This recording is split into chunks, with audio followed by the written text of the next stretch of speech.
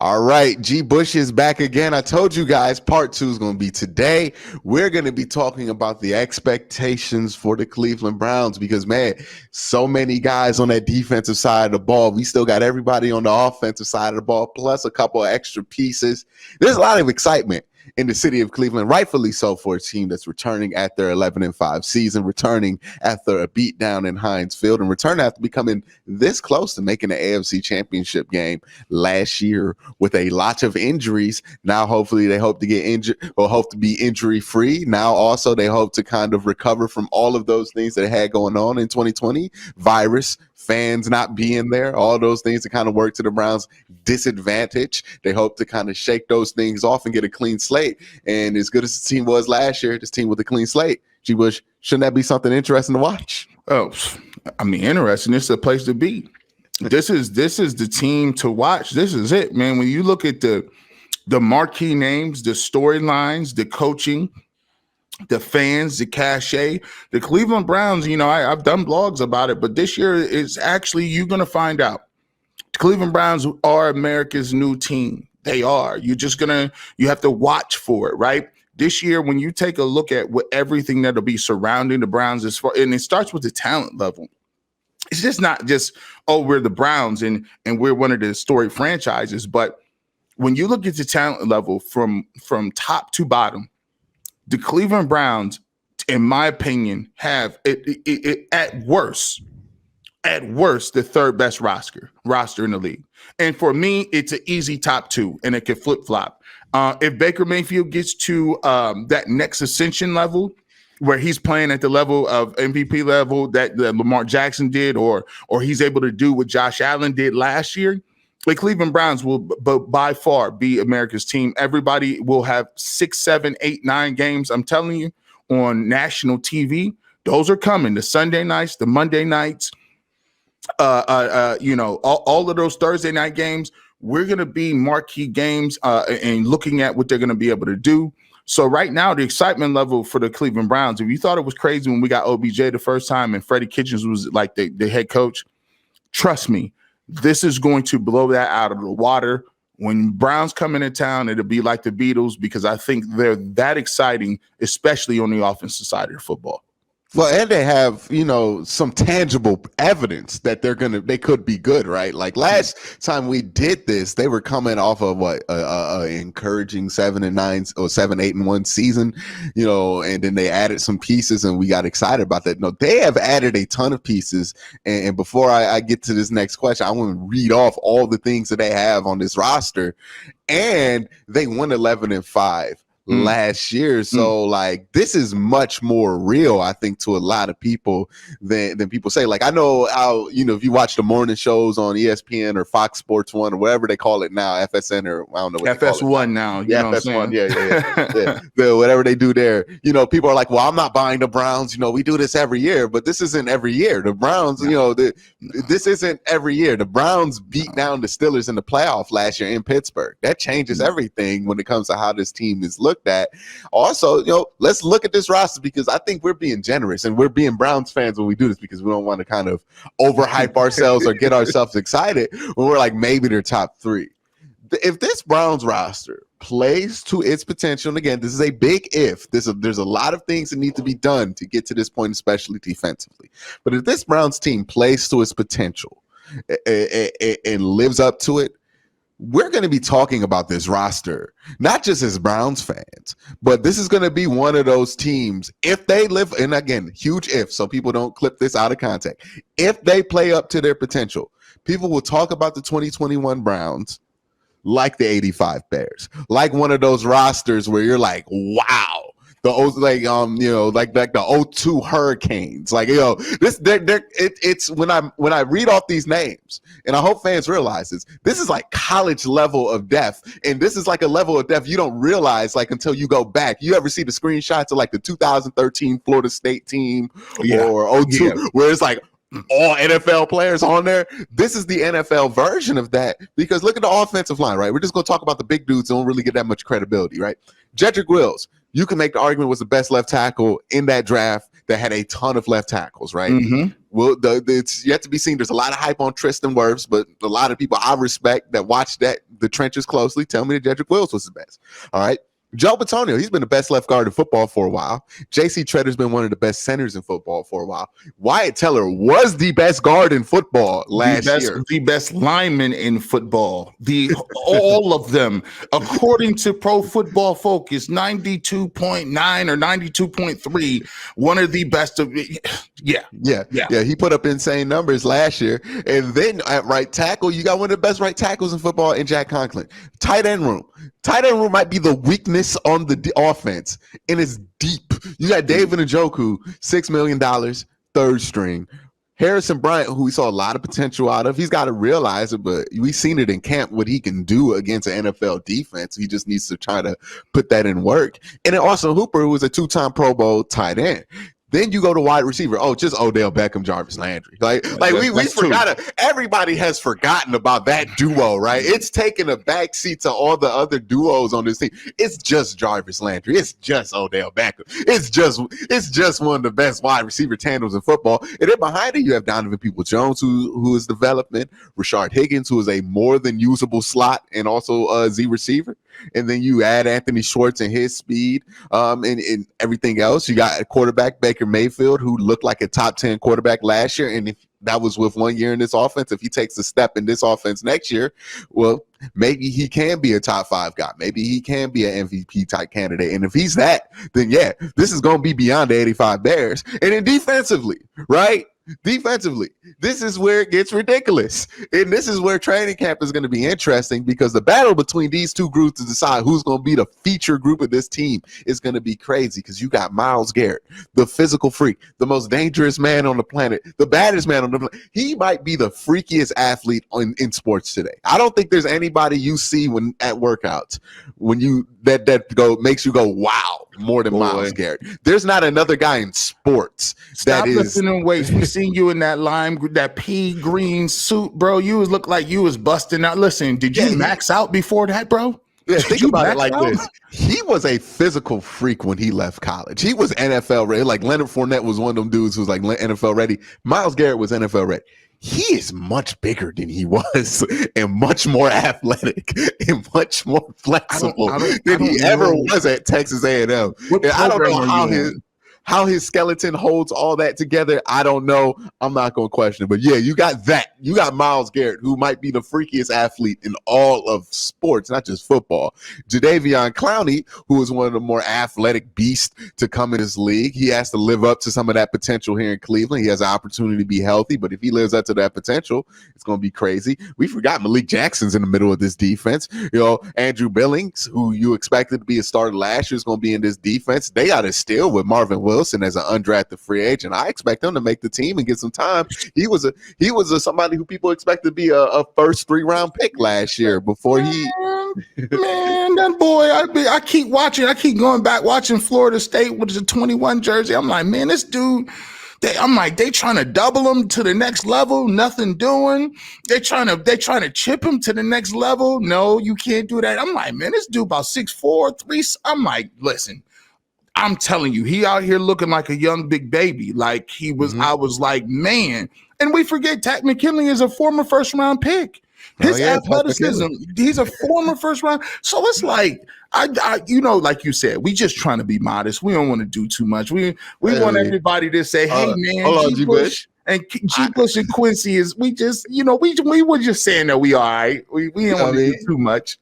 I didn't even talk about the secondary. We haven't even got there, but JOK, you added JOK. You got Malcolm Smith, who was one of the better coverage linebackers in all of football. People tend to forget that when they talk about the linebacker crew, but you got him back pretty cheap. You got JOK. You're pretty good there. I mean, you got Anthony Walker as well. You can rotate in Jacob Phillips. Sione Taki's a decent run defender. You don't want nothing to do with him in coverage, but everything else about him, he can stop the run on some goal line packages, if you need him to do something.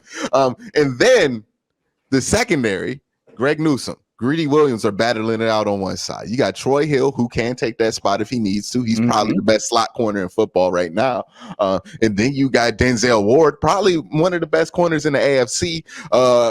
When he stays healthy, he's dominant. He's super athletic. He's one of those guys you can put on an island and feel good about. Then you got Grant Delpit, who might not get that much playing time this year. I mean, because he's behind John Johnson and Ronnie Harrison III. There is a ton. This is like college level depth here. And again, if this team wasn't associated with all the history of the Browns had of just underwhelming and disappointing, we'd be talking about this roster as a potential, if they live up to it, to be one of those rosters that are synonymous with the game of football. One of those rosters when you talk about great teams, you bring up, and that's what the Browns have the potential to be here. But again, it's Cleveland, so we don't want to go to that point. But you can look at this roster, and again, I think a lot of people are being modest on it, saying, "Hey, look, it might be the best roster in the NFL." On paper, I think this is by far the best roster on the NFL because I don't think anybody is more complete at every single position group than the Cleveland Browns are right now. At least on paper. Now, when in practice, we got to see how that looks like, right? But on paper, this is a team that if they live up to it, we could be talking about as one of the better teams of all time if they live up to that potential. Now, all that being said, the potential is there. Expectations are obviously high. What are your expectations coming into this season? What do you expect this Browns team to be able to get done? Expectations for me are AFC Championship, at least. AFC Championship for me. And the reason I say AFC Championship at least for me is because I believe you've done everything you could have done to overtake these other teams. When you look at me, you look at the AFC, you take a look at Buffalo, you take a look at the Baltimore Ravens, you take a look at a team like the Colts. And the Browns were in that same area right there, those four teams. And then I would put the Chiefs at the top of the mountain in the AFC. But when you start naming off and going down a list of people and you start going roster for roster, position group for position group, and you start comparing us to teams who people would put us next to, you just keep coming out on top. Like if you go to the Ravens, you have Lamar Jackson. That's great. You got some newer receivers there, but our receiving room is better than theirs. If you want to talk about offensive line, our offensive line is better than theirs, the Bills and whoever. When you talk about running backs, we got the best. I didn't even mention them. We didn't even mention them. We ain't even talking about them. We got the best tandem of running backs in the game. That's not debatable. How many teams can say we got the best running back room? We got the best offensive line. It is arguable that we have the better receiving core.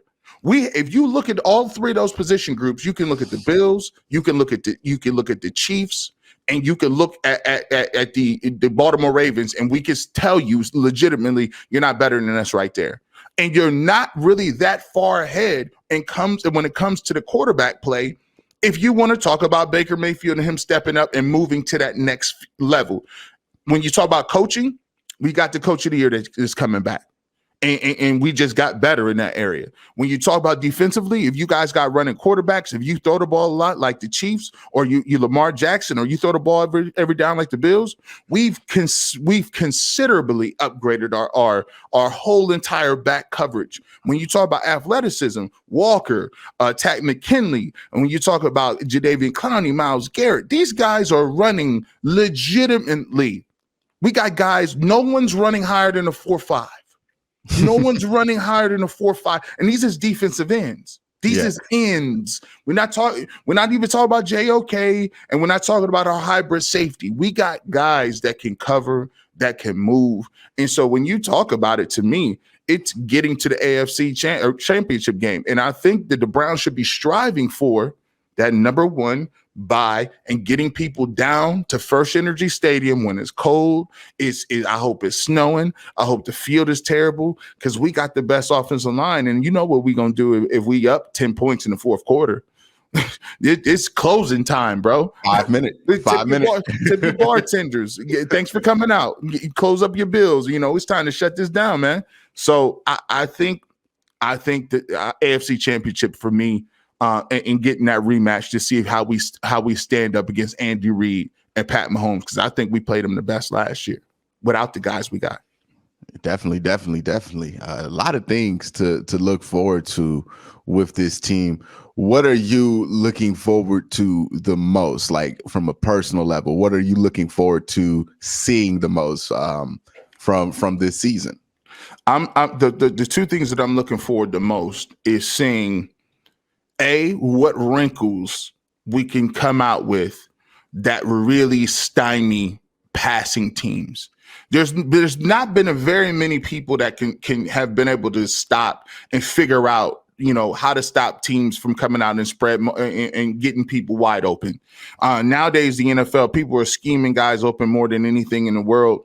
I just want this team with this much athleticism. I want to see if at the end of this season, teams are saying, we got to get like the Browns. That's the blueprint. That's where we need to get to, right? If you want to stop spread offenses, kind of like with Sean McVay, what he was doing in terms of his offense, running the play action and running 9 plays that all look the same, but there's variations, a little small variation. So everything looks the same. So people, it lulls you to sleep, and then all of a sudden somebody's wide open.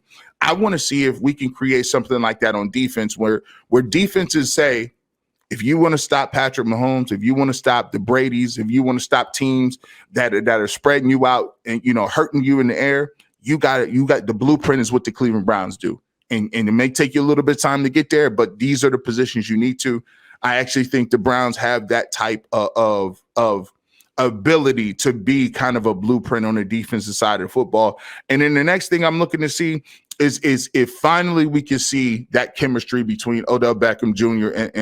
and Baker Mayfield. Can we finally see now, with everything that we've seen as far as our run game, our pass game, all of that good stuff, are we able to make it to a point where you're not going to be able to just double down on somebody, or you can't just double coverage them, or you can't just put 8 guys in a box to stop Chubb and Hunt? Because if we can unlock that, there doesn't need to be a decoy. All Baker Mayfield has to do is just go back there and throw. Whoever's open, hit them and keep it moving. And I think people will start to see also offensively, like, wow, the Browns are kind of, if they don't mess up or they don't drop the ball or they don't fumble or they don't make the wrong read, it's a long day for you. It's a long day. It's too many of them, too many weapons. So I'm anxious to see those kind of narratives play out during this year.